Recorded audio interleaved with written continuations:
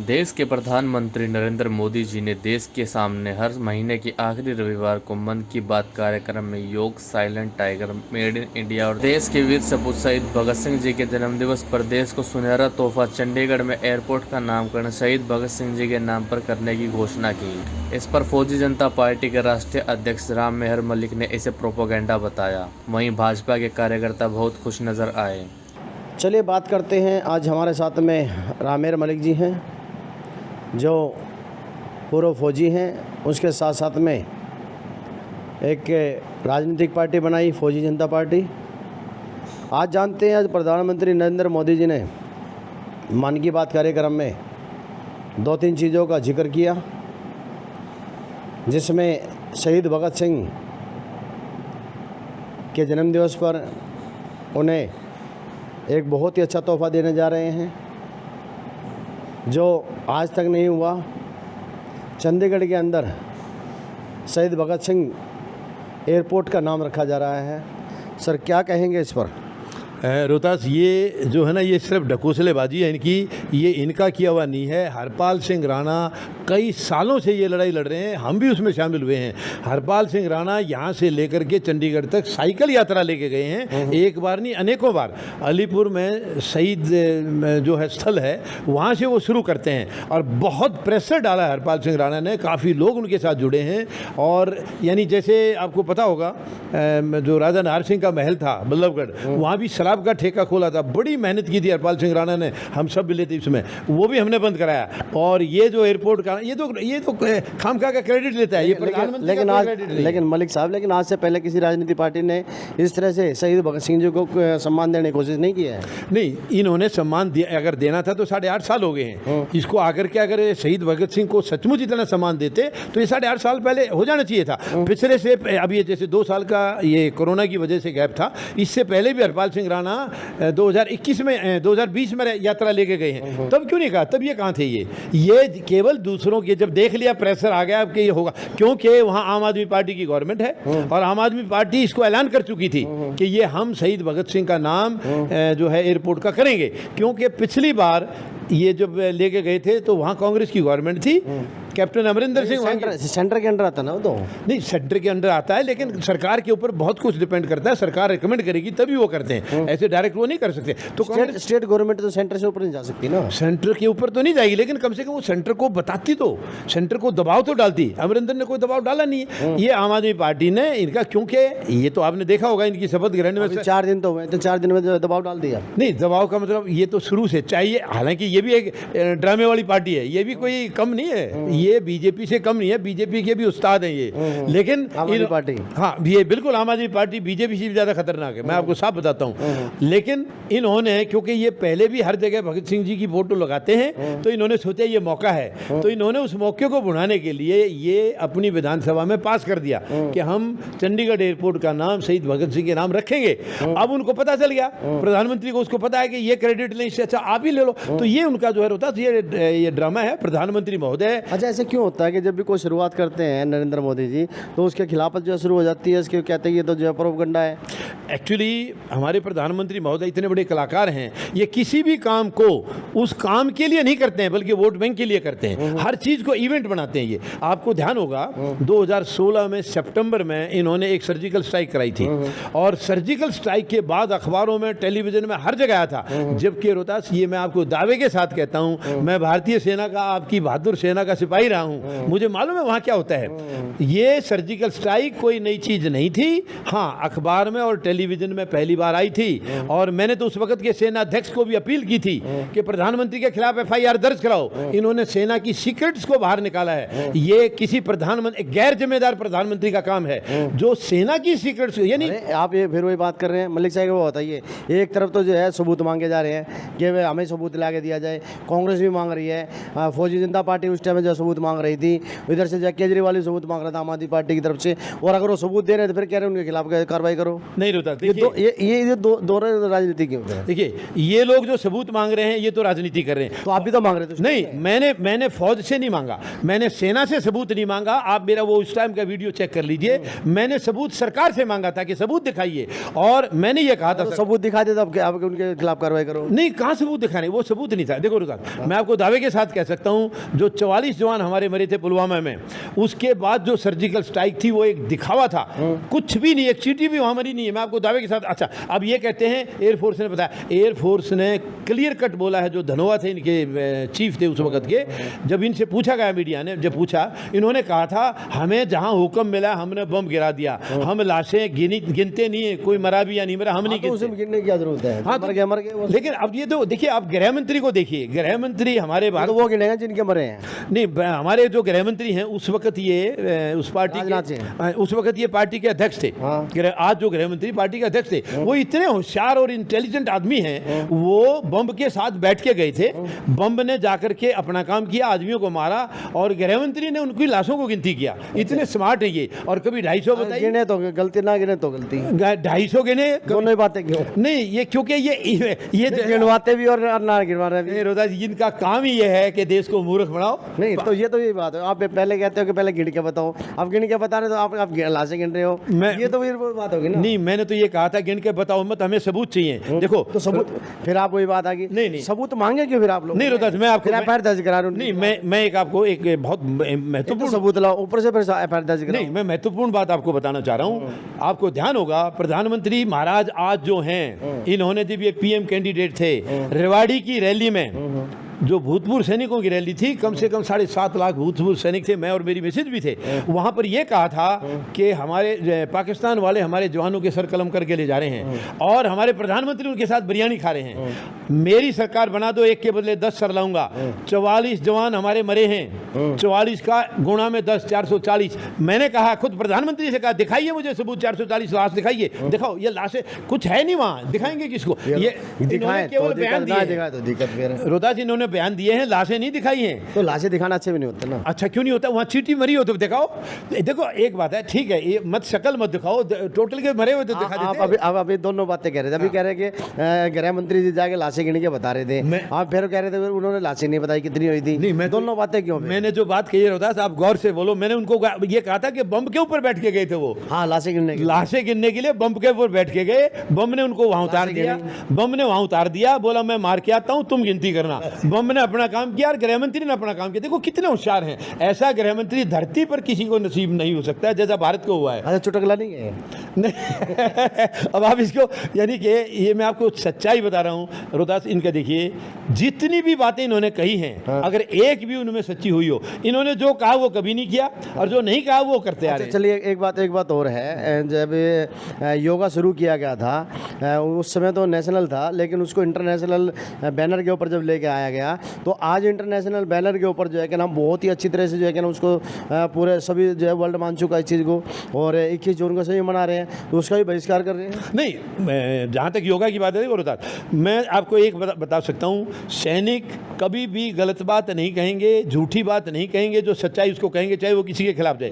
योगा का जहाँ तक सवाल है, योगा में मैं इनका कोई विरोध नहीं कर रहा हूँ, समर्थन है। हाँ, योगा में समर्थन है, बिल्कुल ठीक है। इन्होंने इंटरनेशनल लेवल पर हमारा योगा को एक मतलब वो उनको एक पहचान मिली है, इसमें कोई दोहराई नहीं। देखो जो एक साइलेंट के ऊपर भी आज उन्होंने कुछ बातें कही, जो साइलेंट के जो कुछ चैनल चालू हुए हैं और साइलेंट शिक्षा जो है उसको बढ़ावा मिला है, तो उस पर क्या कहेंगे? नहीं, ये तो इनके सारे जो, अब देखिए आपको ध्यान होगा 2 दिन पहले न्यूयॉर्क में जो आज विदेश मंत्री हैं, वो ये थे अपने ब्यूरोक्रेट थे, और ब्यूरोक्रेट और सरकार जो भी रही है आपस की मिली भगत रही है इनकी तालमेल आपस में रहता है। अभी इन्होंने अच्छी तरह से सेवा की होगी प्रधानमंत्री की, उठा के उनको मंत्री बना दिया। उस विदेश मंत्री ने न्यूयॉर्क में ये कहा है कि हमारे इस 8.5 साल में लोकतंत्र भारत का बहुत मजबूत हुआ है। मैंने इसके ऊपर आज एक वीडियो रिलीज किया है, आज वीडियो जारी किया है। क्यों यार आप अपनी गुलामी की जो है, जो उनके साथ की होगी इन्होंने, उसका क्यों देश को गुमराह कर रहे हो? आज लोकतंत्र बर्बादी पर है, लोकतंत्र आज आखिरी सांसें ले रहा है रोहतास। मैं आपको सच्चाई कहता हूं, भारत का लोकतंत्र बिल्कुल खत्म होने के कगार पर है।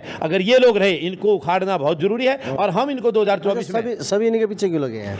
नहीं, क्योंकि गलत काम कर रहे हैं ये।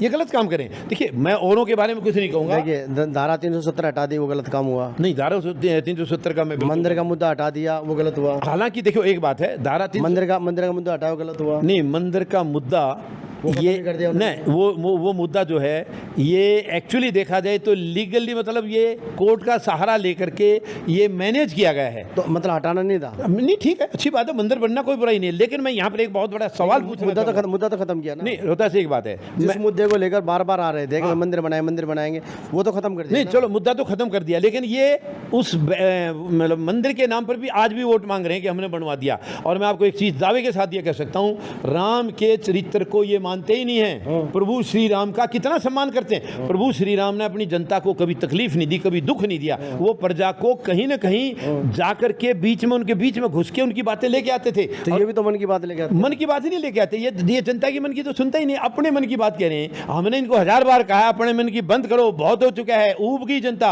अब जनता के मन की सुनो। आज एक बच्ची दिखाई थी जिसके दिल में छेद था बचपन में, ना माँ बाप ने हार मानी, ना उस बच्ची ने हार मानी। और आज वो बच्ची है कि योगा टीचर से योगा सीखने के बाद आज इतना अच्छा योगा कर रही है वो, और वो इस चीज़ का एक बहुत ही बड़ा एग्जाम्पल भी है। तो वो उसके मन की बातें बता रहे हैं, उसके मन परिवार के मन की बातें बता रहे हैं कि भाई हमने बहुत ही अच्छा किया कि जो है जो प्रधानमंत्री जी ने योगा के बारे में जो है बताना शुरू किया, तो हमने भी जो उसकी तरफ जो जाना शुरू किया। तो वो गलत है, सही है? नहीं, योगा का रोता मैं पहले बता चुका हूँ, योगा एक अच्छी चीज़ है। तो भारत बात ही तो ही ना फिर वो। नहीं, भारत का मन की बात तो देखिए, मन की बात में इन्होंने किसी गरीब का दुख दूर किया मन की बात करके, किसी जवान का दुख दूर किया, किसी किसान का किया है, केवल ढकोसले हैं वो। चलो ये ठीक है, गरीबों को राशन दे रहे हैं। अच्छा मैं यहाँ पर एक चीज़ पूछना चाहूँगा। आज 75 साल सारे देश को जो उन्होंने वैक्सीन फ्री लगवा दी। नहीं रोहतास, वैक्सीन फ्री नहीं लगवाई है। इन्होंने बजट बनाया था 33,000 करोड़ का, और जब ये पैसे लेने लगे तो आपको ध्यान होगा फ्री में नहीं लगा इन्होंने। सरकार ने तो नहीं लिए थे। नहीं बिल्कुल लिए हैं, सरकार ने पैसे लिए हैं, पेमेंट पर लगती थी। जब वो तो प्राइवेट लगाते थे। नहीं, प्राइवेट नहीं लगाते थे, सरकारी में भी लगे हैं। मैं आपको बता रहा हूँ, सबूत दूंगा मैं आपको। उसके बाद सुप्रीम कोर्ट में ये रिट डाली गई। सुप्रीम कोर्ट ने ये नहीं कहा कि फ्री में लगाइए, सुप्रीम कोर्ट ने यह कहा है कि जो 33,000 करोड़ का बजट रखा था उसका हिसाब दीजिए। स्वास्थ्य का सुप्रीम कोर्ट ने इसके लिए, महामारी के लिए 33,000 करोड़ का बजट रखा है, और जब सुप्रीम कोर्ट ने यह कहा कि उस बजट का हिसाब चाहिए, वो 33,000 करोड़ कहाँ गए, तो सरकार ने हिसाब नहीं दिया, वो फ्री लगाना शुरू कर दिया। तो ये फ्री तो डंडा आने के बाद लगा है, और उसका क्या, उसके गुण गाए हैं। मैं फ्री वैक्सीन दिया, फ्री राशन दिया। मैं यहाँ राशन के बारे में एक चीज़ और पूछना चाहूँगा। 75 साल आज़ादी के हो गए हैं, प्रधानमंत्री कई बार कह चुके हैं, मन की बात में भी कही है कि मैं आज 80 करोड़ लोगों को राशन फ्री दे रहा हूँ। ये प्रधानमंत्री तारीफ के लिए कह रहे हैं, लेकिन प्रधानमंत्री के लिए इससे बड़ी शर्म की बात नहीं हो सकती है कि 75 साल आज़ादी के बीत गए, फिर भी आपके पास 80 करोड़ लोगों को फ्री राशन की ज़रूरत है। तो क्या किया आप लोगों ने 75 साल में? किसी ने, यानी 75 साल में हम उसे तो 8 ही साल दिए ना आपने।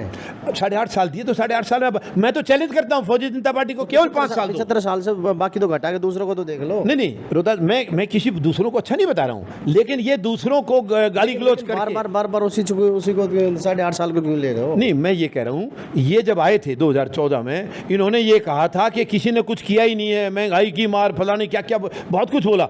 आने के बाद आप बताइए, गैस सिलेंडर, इनकी एक महिला मंत्री हैं, बहुत ही अपने आप को फन्ने का समझती है। मैं दावे के साथ कह सकता हूँ, उस वक्त जब 2-4-10 रुपए बढ़ते थे, वो सिलेंडर लेकर के जंतर मंतर पर जाती थी। वो तो बेचारी सुरक्षित हार चुके हैं। नहीं, साथ में चूड़ियाँ लेकर, कौन? सुषमा स्वराज जी। नहीं, स्मृति ईरानी। अच्छा, स्मृति ईरानी लेकर जाती थी, और चूड़ी लेकर जाती थी मनमोहन सिंह को पहनाने के लिए। आज उनके पास चूड़ी नहीं है क्या, या बाजार में चूड़ी नहीं मिल रही? आज तो दोनों हाथों में लाद देनी चाहिए चूड़ी, क्योंकि आज कितना महंगा हो गया सिलेंडर। उस वक्त थोड़ी सी कीमत बढ़ते ही ये जाती थी। तो बाजार में काला बाजारी चलती थी ना उसी रेट से। सरकार ने कह दिया उसी रेट से तो हम चला देंगे। नहीं रोहतास, ये सब इनके ढकोसले हैं। आप ग्राउंड रियलिटीज अंदर की, आप बाजार की अगर जानोगे तो आप हैरान हो जाएंगे। चलिए, अब चुनाव आ रहे हैं नजदीक एमसीडी के, दिल्ली के अंदर, तो क्या चुनाव लड़ेंगे? हम चुनाव लड़ेंगे रोहतास, हम चुनाव लड़ेंगे। और गुजरात में हम चुनाव लड़ेंगे, और आम आदमी पार्टी, बीजेपी और कांग्रेस सबको साफ करेंगे हम। अच्छा, तो आप लोगों को क्या फ्री देंगे? हम लोगों को, देखिए, हमारा चाहे आगे असेंबली में हम जीते हैं, कहीं भी जीते हैं, हम फ्री में देंगे एजुकेशन, फ्री में देंगे ट्रीटमेंट, ये बाकी कोई चीज़ फ्री में नहीं देंगे। पानी बिजली इसका सबका पैसा देना होगा। इसकी जगह हम गरीब जनता तो सुन रही है, जनता को तो ये चीज़ें फ्री चाहिए। नहीं, मैं आपको बता रहा हूँ ना, ये फ्री कितने की होंगी? 5,000 रुपये, 6,000 रुपये की। हम जनता को पैरों पे खड़ा करेंगे। ये हमने बहुत लोगों से सवाल किया है कि आपको जो फ्री दे रहे हैं, किसी को 4,000 या 5,000 का करीब पड़ता है, अगर इस चीज़ का हम 15-20,000 की नौकरी दे तो अरे बोला सर स्वर्ग आ जाएगा। ये जनता खुद कह रही है। ये फ्री में दे करके उसको बैसाखी दे रहे हैं, उसको कह रहे हैं 5,000 का हम फ्री में दे देंगे, तो वोट हमको देते रहो। और ये वोट लेकर के फिर ये लूटने का काम करते हैं। हम फ्री में नहीं देंगे, उसको काम देंगे, पैरों पर खड़ा करेंगे, उसका रोजगार देंगे या उसका धंधा शुरू कराएंगे। तो लगता है आपको जनता जो है सुन रही है, तो जनता इस पे जो है क्या नाम इस तरह से जो आप कह रहे हैं कि भाई फ्री देंगे, फ्री नहीं देंगे हम, एजुकेशन उससे जो है ना चिकित्सा फ्री देंगे हम, सिर्फ उसके ऊपर क्या जनता वोट दे पाएगी? रुदत, मैं ये साथ ये भी तो कह रहा हूँ कि जिसको फ्री की जरूरत है उसको पैरों पर खड़ा करेंगे हम। ये लोग 4,000 का दे रहे हैं, हम 20,000 की नौकरी देंगे उसको। तो मेरे ख्याल से उसको तो सीना, देखिए कोई भी आदमी जो धरती पर आया है, जो भारत का आज नागरिक है, उसको सीना तान कर जीने का हक है, कमा के खाने का हक है, लेकिन उसको कमाने का मौका नहीं दे रही लोग, इसलिए वो फ्री का दे रहे हैं। वो बैसाखी है। हम उसको कमा के खाने का मौका देंगे और मैं समझता हूँ वो फकर के साथ कमाएगा और खाएगा। और आज देखिए वो जिसको फ्री दे रहे हैं वो सरकार नहीं दे रही है। मैं अगर आज मुझे रोटी फ्री मिल रही है तो आपकी जेब से पैसा जा रहा है और मुझे आपके सामने सर झुका के रहना पड़ेगा, क्योंकि आपकी मेहरबानी की रोटी खा रहा हूँ। मैं क्यों सर झुकाऊंगा? सीना तान के रहूंगा, कमाऊंगा और खाऊंगा। वो देखिए वो शान की जिंदगी ये लोग देना नहीं चाहते, ये गुलाम बना कर रखना चाह रहे हैं। मोदी जी तो जो है क्या नाम सबको रोजगार दे रहे हैं। कहाँ दे रहे हैं रोजगार? चीता ले आए, वो चीते लेके आए हैं, उनसे वो प्रदर्शनी लगाएंगे तो कितने लोगों को जो है रोजगार मिलेगा? देखो रुदास, अगर ये चीते लोग चाह रहे हैं कि भाई हम उनको देखें, तो देखने जाएंगे तो पैसा तो लगेगा ना। देखिए अगर ये चीते के साथ थोड़ी सी नौकरी भी ले आते तो कितना अच्छा होता। कुछ इनके साथ मैं मानता हूँ एक चीते के साथ 10-20 आदमियों को नौकरी मिल जाएगी। 10-20 को बहुत लोगों को मिलेगी इसमें। नहीं, अब ये चीते की भी बात आपको बताऊं। खाना जो सप्लाई करेगा उनके लिए जो वॉशिंग का जो काम करेगा, जो उनके लिए पानी का प्रबंध करेगा, जो उनके आने जाने के लिए ट्रेवल्स का है, बहुत चीज़ें, चिकित्सा है, बहुत चीज़ें आएंगी। एक और बात आपको बताता हूँ मैं, तकरीबन मेरे हिसाब से तो सैकड़ों लोगों को जो है रोजगार मिल गया। आपको शायद मालूम भी होगा, नहीं मालूम होगा तो मैं आपको याद दिलाता हूँ। ये चीता जो लेके आए हैं ये इनकी मेहनत का फल नहीं है। 2009 में जब 2012 से 2019 तक रहा है, 19 में वो बैन खुल गया है, खुलने के बाद ये रास्ता हो गया। ये तो फिर तो खुलवाई सी सरकार ने? नहीं, सरकार ने नहीं खुलवाया, सुप्रीम कोर्ट। सरकार कौन होती है? Supreme court. इसका आप ये कहना चाह रहे हैं कि जुडिशरी को ये चला रहे हैं? अच्छा, तो आपने तो कहा ये बात है। मैंने ये नहीं, आपने कहा राम मंदिर के मुद्दे पर आपने ये कहा कि जुडिशरी को इन्होंने अपने हिसाब से चलाया। मैं दावे के साथ कह सकता हूं, अगर जुडिशरी को जो है उस वक्त चलाया है, अगर जुडिशरी को अगर ये उस हिसाब से चला सकते हैं तो यहाँ पर भी तो क्या नाम हो सकता है कि चीता केस में भी तो जो हो सकता है जुडिशरी को उन्होंने अपने हिसाब से चलाया। नहीं, मैं ये बताता हूँ रुदास, क्योंकि देखिए मैं वहाँ कोर्ट में बैठा नहीं था, मैंने देखा नहीं, लेकिन सब मलिक साहब दो बातें नहीं, देखो दो बातें नहीं, मलिक साहब दो बातें नहीं, देखो तो फौजी जनता पार्टी है तो देखो दो बातें नहीं होनी चाहिए, एक बात होनी चाहिए। नहीं, मैं एक ही कह रहा हूँ। राम मंदिर पर वो अपने हिसाब से चला। वही बता रहा हूँ ना, राम मंदिर पर मैं अदालत में नहीं बैठा था, लेकिन जो हालात नजर आ रहे हैं, जो चीतों के मामले में बात तो सुनो ना, जो हालात नजर आ रहे हैं उससे साफ नजर आ रहा है कि कोर्ट को मैनेज किया गया था। क्योंकि उस वक्त के जो माननीय मुख्य न्यायाधीश महोदय थे उनको रिटायरमेंट के तुरंत बाद इसमें राज्यसभा में लिया गया। इससे साफ जाहिर है कि कहीं न कहीं मिली भगत थी सरकार की और कोर्ट की, अदालत। देखो, और उससे मैं ये समझता हूँ, देखिए ये बड़ी एक इतनी बड़ी मतलब सुप्रीम कोर्ट का जो मुख्य न्यायाधीश हो गया उससे बड़ा पद मैं नहीं मानता, मैं राष्ट्रपति का पद भी नहीं मानता, क्योंकि हर किसी को न्यायाधीश के सामने सर झुका के जाना पड़ता है। और वो श्रीमान जो मुख्य न्यायाधीश के पद से मुझे दुख हो रहा है, क्योंकि वो आदरणीय पद है, सम्मानीय पद है। वो रिटायरमेंट होने के बाद हमने गृह मंत्री के सामने हाथ जोड़ करके नमस्ते करते देखा उनको। ये नहीं है, मुख्य न्यायाधीश के सामने सब सर झुका के जाते हैं। क्यों इन्होंने ऐसा काम किया? राज्यसभा का जो MP बन जाना, तो जो है क्या नाम वो इन लोगों ने तो नहीं कहा उनको कि सर झुका के आ जाओ आप? नहीं, जब वो हालत होगी इनके नीचे चला गया, क्योंकि MP बन गए तो इनके नीचे आ गए ना। तो सर झुका के जाना तो पार्टी का अध्यक्ष है, तो सर झुका के तो खुद गया ना वो। नहीं, ये इन्होंने नहीं कहा है, लेकिन इन्होंने जब पद उन्होंने एक्सेप्ट कर लिया है। तो अब देखिए लोकसभा मत करते, वो लोकसभा में जब तो मत करते नहीं, वो लेना नहीं चाहिए था उनको, वो लिया है, कोई ना कोई लालच होगा। जबरदस्ती तो नहीं है। जबरदस्ती तो नहीं दिया है? नहीं मैं रुदा देखिए, इच्छा उनकी पूर्ति इसके होगी बीच में बहुत सारी बातें हैं जो आज इच्छा पूर्ति होगी ना। जो आज मैं कहना नहीं चाह रहा हूँ, और बहुत सारी बातें पीछे हैं, वो मैं समझता हूँ फिलहाल राज को राज ही रहने दो तो अच्छा है। इसके पीछे बहुत बड़ी कहानी है। चले कोई बात नहीं, राज को राज रहने दो, और अगर जो है ज़रूरत पड़ी तो फिर राज को खुलवाने की हम कोशिश करेंगे। और हमारे साथ में फौजी जनता पार्टी से रामेर मलिक जी हैं, और जो राष्ट्रीय अध्यक्ष हैं फौजी जनता पार्टी के। और आज हमने जो भी बातें पूछना चाहिए दिल खोलकर पूछी है, और दिल खोलकर उन्होंने जो है हर बात का जवाब भी दिया है। और हमारी जो जनता देख रही है, अब निर्णय उनके हाथ में है कि वो क्या चाहते हैं।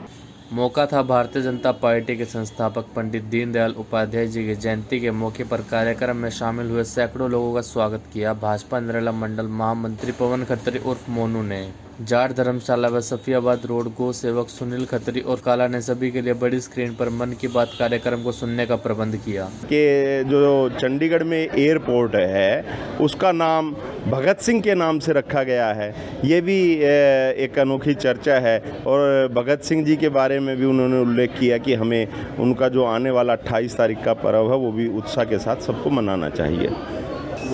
नाम परिचय दो।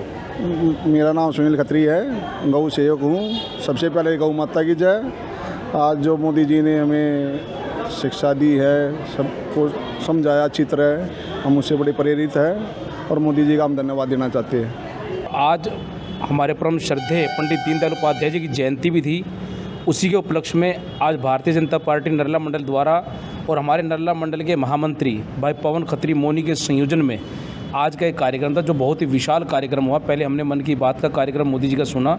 मन की बात का कार्यक्रम एक ऐसा कार्यक्रम है जिससे सभी को कुछ ना कुछ सीखने को मिलता है, और मोदी जी हर महीने के लास्ट रविवार को ये कार्यक्रम करते हैं। पहले हमने वो सुना है, और उसके बाद पंडित दीनदयाल उपाध्याय जी को हमने पुष्पांजलि अर्पित की है। और उसके बाद जैसे कि आपने देखा कि एक विशाल भंडारे का भी आयोजन हुआ जिसमें नरेला क्षेत्र के समस्त समाज से लोग यहाँ पर आए। क्या कुछ खास था आज? मन की बात में जैसे हमारे माननीय मोदी ने चीतों के बारे में बताया कि चीते जिस तरीके से थे उनके विषय में बताया, जो लोग उनको रख रहे थे उनके विषय में बताया मोदी जी ने। और अन्य क्षेत्र जो अलग अलग स्टेटों के बारे में जिस तरीके से कार्य हो रहे हैं, मोदी जी ने दिवाली का जैसे आ रहा है उसकी मोदी जी ने बधाई दी। अन्य त्यौहार जो आ रहे हैं उनके बारे में मोदी जी ने कहा है। जैसे एक चंडीगढ़ में एक बहुत ही सराहनीय कार्य जो भारत सरकार करने जा रही है माननीय मोदी जी के नेतृत्व में। चंडीगढ़ एयरपोर्ट का नाम शहीद आजम भगत सिंह के नाम से किया जा रहा है, क्योंकि इस देश में पहले आज तक जो भी नाम होते रहे हैं वो एक ही परिवार से नाम होते रहे, चाहे वो एयरपोर्ट की बात हो या अन्य किसी स्थान की बात हो, एक ही परिवार से नाम होते रहे। और जब से भारतीय जनता पार्टी की सरकार मोदी जी के नेतृत्व में बनी, शहीदों को याद किया जा रहा है। जिस तरीके से आपने देखा कि इंडिया गेट पर सुभाष चंद्र बोस जी का स्टैचू लगाकर कितना सुंदर कार्य किया है, उसी के निमित्त अब चंडीगढ़ एयरपोर्ट का नाम शहीद आजम भगत सिंह किया जा रहा है। मोने भाई, हाँ जी भाई, क्या कुछ खास था आज? आज खास था मोदी जी का हमने मन की बात का प्रोग्राम कर रखा था, उपाध्याय श्रद्धांजलि का प्रोग्राम कर रखा था, और उसके बाद सारे नरले की हमारी जनता, हमारा परिवार सारा इकट्ठा होकर मन की बात सुनी। उसके बाद भंडारा लिया सभी ने, और इस प्रोग्राम को खुशहाल तरीके से मनाया गया। नरले से क्षेत्र के वासी, हमारे परिवार के वासी, उनको पहले हमने तिलक किया, फिर माता का पटका पराया, और कल से नवरात्रे आ रहे हैं इसलिए माता का गुणगान भी करेंगे, और इसलिए पटके पराए। और आयोजन में जैसे धार्मिक प्रोग्राम है ये इसमें इसलिए और ज़्यादा श्रद्धा बड़े लोगों की मन की बात की और अपना भंडारा किया।